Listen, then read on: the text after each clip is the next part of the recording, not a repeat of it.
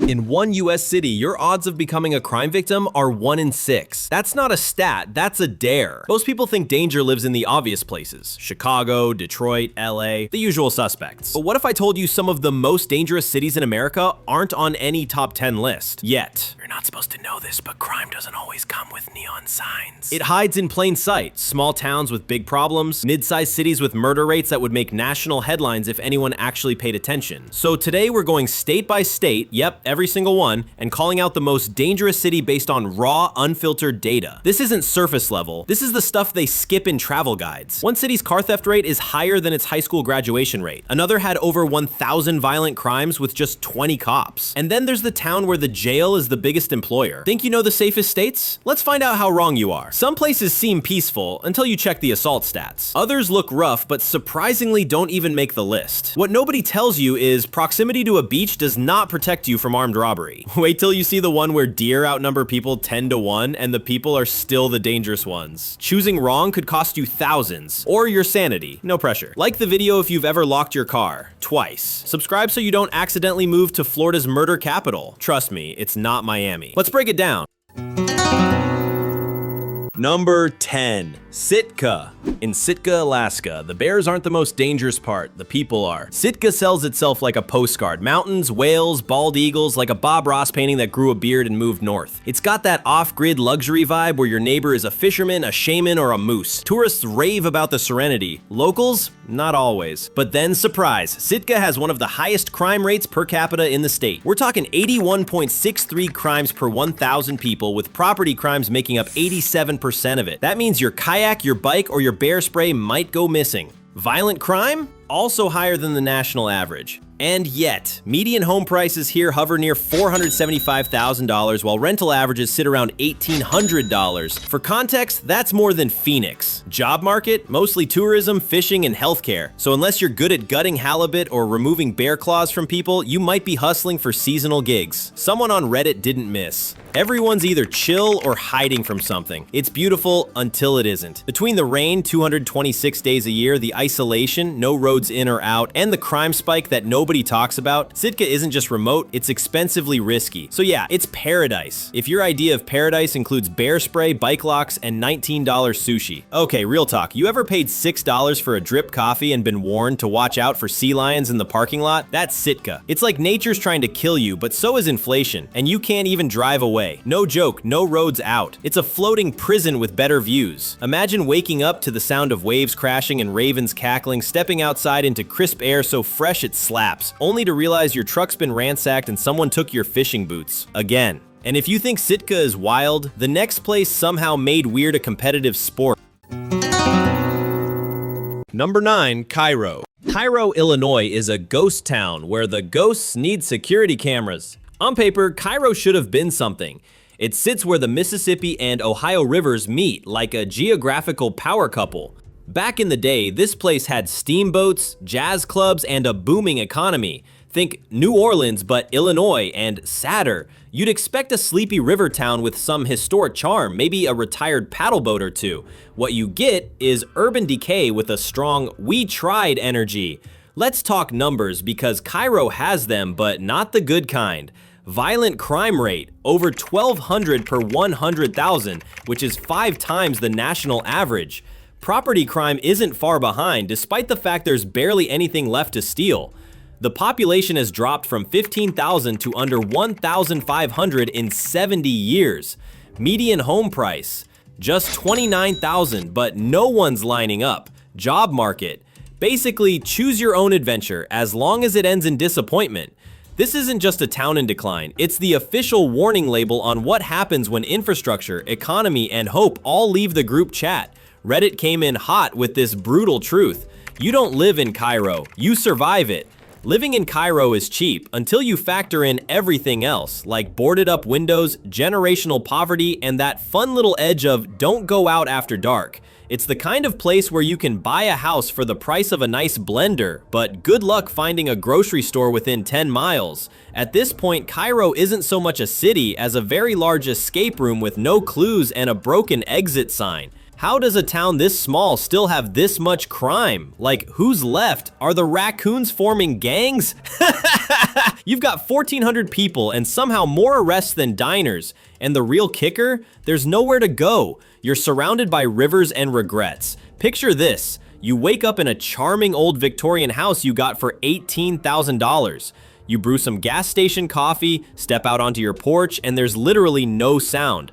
Not even birds. Just wind, decay, and maybe a loose shopping cart slowly rolling past.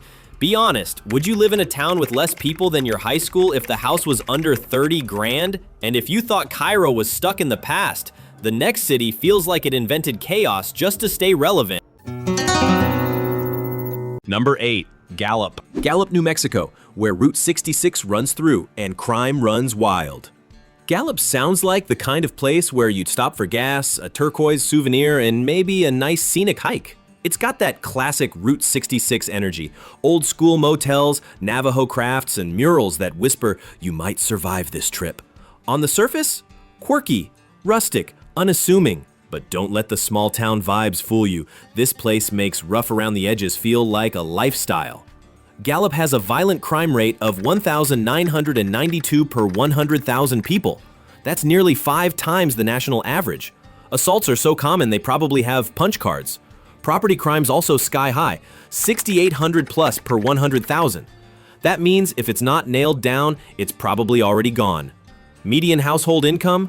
Just $37,000, while poverty sits at a brutal 30% plus. Rent averages around $850, which sounds affordable until you realize you might also need to budget for medical bills or, missing hubcaps. Job market, healthcare, education, and tourism, unless you count being robbed as part-time work. Gallup, where the welcome sign should just say, "Don't leave your car running." Okay, but let's talk real life. You ever drive through a town where every single business has bars on the windows, including the ice cream shop? That's Gallup. It's the only place I've seen someone lock a shopping cart. The vibe is less quaint Southwest town and more DIY escape room with cactuses. Imagine rolling down your window to smell desert air, the dry heat hitting your face, turquoise shops on the corner, a mariachi cover of Bon Jovi playing somewhere nearby. Then a guy sprints by carrying a flat screen. Welcome to Gallup.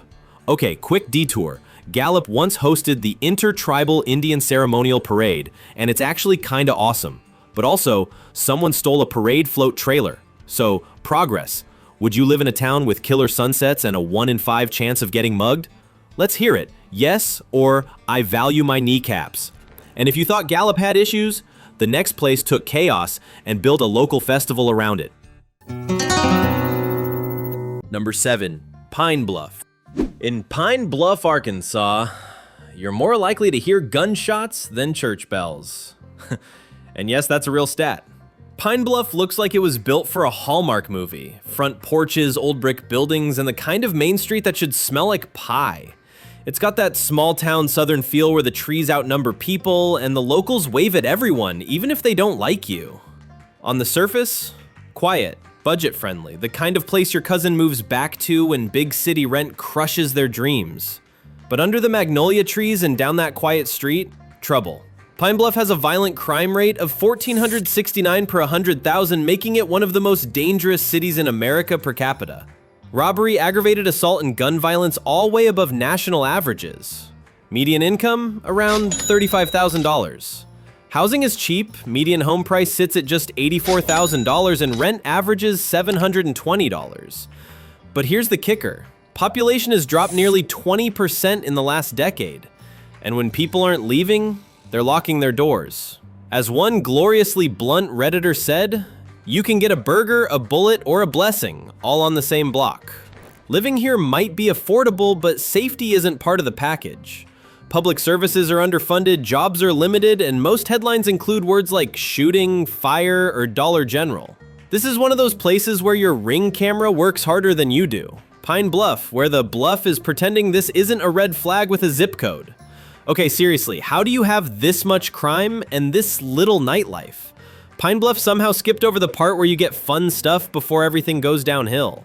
It's like getting a hangover from a party that never happened. Oh, and don't bother with public transportation unless you're training to walk everywhere in life. Imagine walking outside in the early morning, dew on the grass, the sound of birds and distant train horns. Then you check your phone and see 3 breaking news alerts, and 2 of them are from your neighborhood.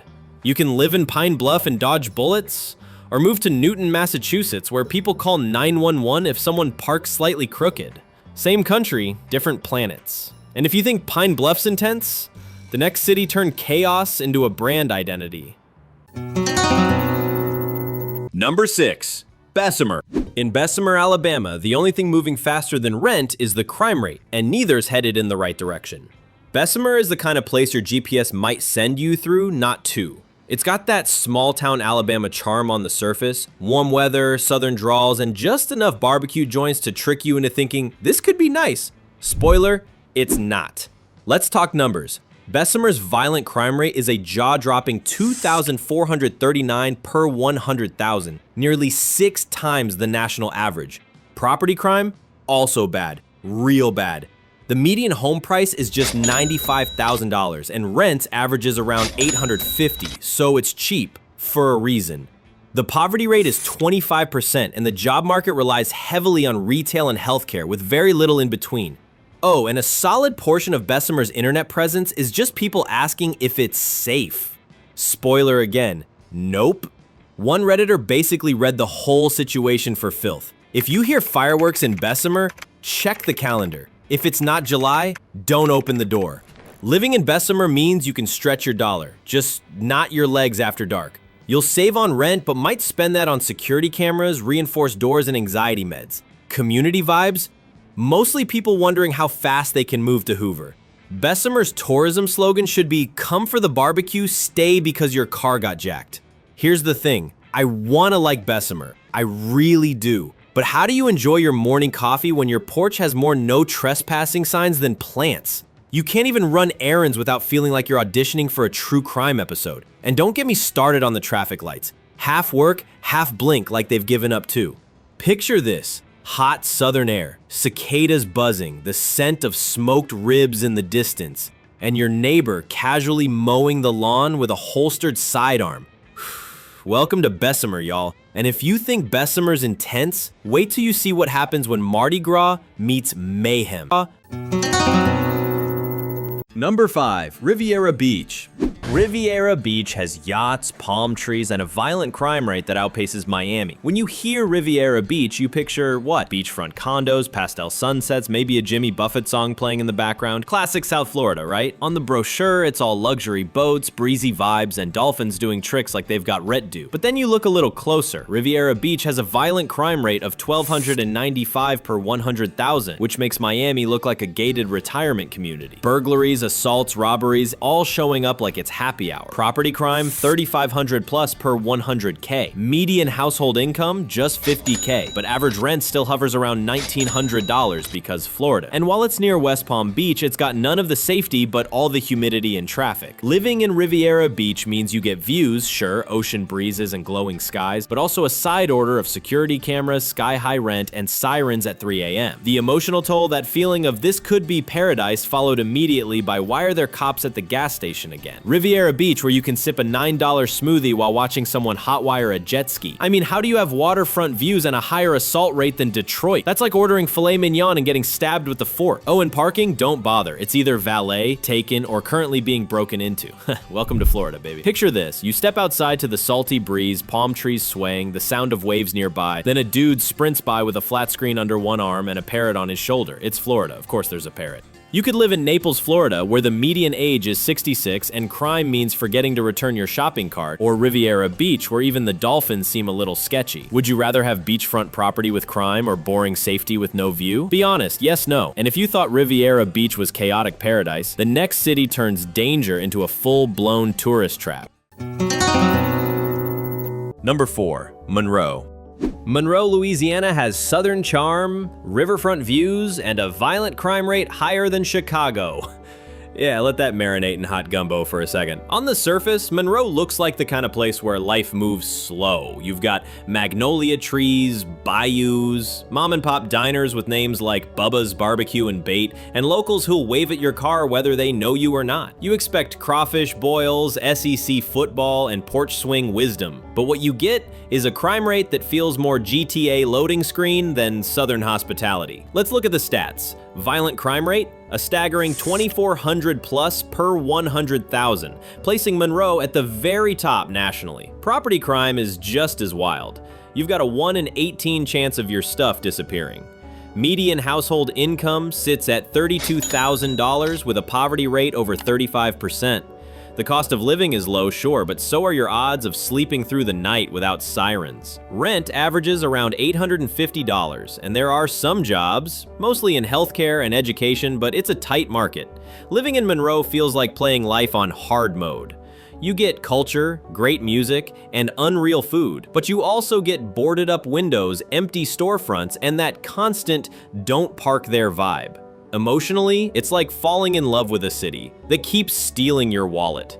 Monroe, where the only thing faster than the humidity is someone snatching your car stereo. Look, I get it, no place is perfect. But how do you have award-winning catfish and crime reports that read like action movie scripts? And don't even try navigating the roads. Every intersection is either flooded, under construction, or just straight up confusing. It's like the GPS gave up and said, "You're on your own." Picture this: warm breeze, smell of fried shrimp in the air, the sound of cicadas buzzing in the trees. You're sitting on your porch with sweet tea. Then you hear a shout, a siren, and someone sprinting across your yard like it's track practice. Welcome to Monroe. Monroe is like gumbo. Rich, spicy, and one wrong bite can ruin your whole day. And if you think Monroe is unpredictable, wait till you see the next place, where weird isn't just a vibe, it's city policy.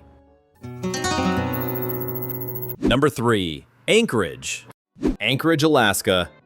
Come for the glaciers, stay because your car got stolen, and the next flight's $900. Anchorage is Alaska's biggest city, and for many people, their only mental image of it. You picture snow-capped peaks, moose casually walking down the street, northern lights glowing overhead, like a nature documentary directed by REI. And yeah, it has that. But also, meth labs, bear break-ins, and more property crime than any city that cold should logically allow. Let's talk numbers. Violent crime rate, around 1,200 per 100,000. That's higher than Detroit. Yes, Detroit. Property crime, 4,700 plus per 100K. Top 5 in the nation. Cost of living, brutal. Groceries are up to 41% higher than the national average because everything is either flown or shipped in. Rent, around $1,600 a month, with home prices pushing $380K. Oh, and you lose daylight for months at a time. Seasonal depression's not just real here, it's practically a roommate. Anchorage is the only city where you can get frostbite, robbed, and overcharged for a banana on the same day. You ever try walking outside in January in Anchorage? You've got 4 layers, ski goggles, and your breath freezes midair, and then some guy zips by on a snow machine with no helmet and a backpack full of stolen mail. Also, everyone drives trucks the size of small boats, but somehow no one knows how to use a turn signal. Imagine standing on your porch, coffee in hand, breathing in crisp mountain air under the northern lights, and then realizing your catalytic converter got yanked again,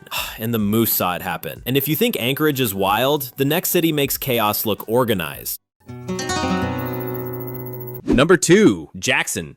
Jackson, Mississippi, where you can get robbed and lose access to clean water, often in the same week. Jackson's the capital of Mississippi. Rich in blues history, soul food, southern pride, and just enough cultural backbone to make you think, hey, maybe it's not so bad. Spoiler, it's worse.